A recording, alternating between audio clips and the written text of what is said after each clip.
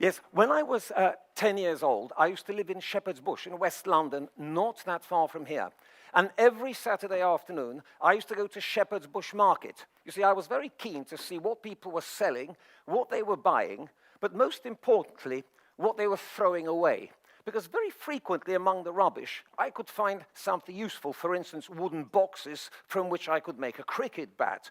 But every Saturday afternoon, there was a very strange man. He was completely bald, and he was selling medicines. He was selling medicines in the form of purple tablets like this. And he told everyone that these tablets were very good for you because they could cure you of any disease, whether you had a headache, a toothache, muscle pain, neuralgia, nostalgia, you name it, this medicine would cure it. So people were very fascinated to actually be able to buy this medicine.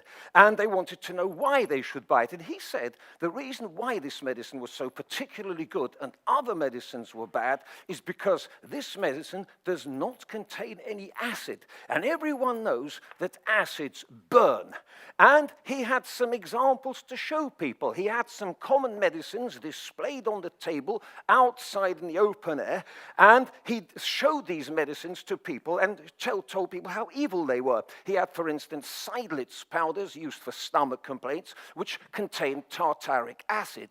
Acids burn. He then had some Andrew's liver salts used for indigestion. They contain citric acid.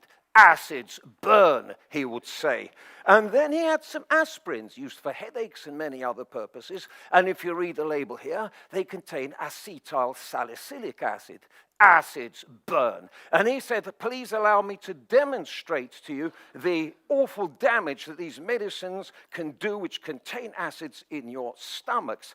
And he had a little table, and on the table he had a tin mat, a sort of a thing, and there were some crystals on it. And he put the aspirins on the crystals like this.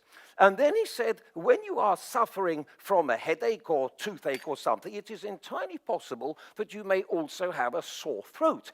And for that purpose, you may take some syrup. So he had some Sanatogen baby syrup, cough syrup, which is rich in glycerine, and he poured some of that on. And then he said, furthermore, he said, you may take some water. You may like to drink some water with your medicine. So he sprinkled some water on, and he said, watch carefully, because I'm going to show you how this horrible medicine containing acid could start to burn in your stomach.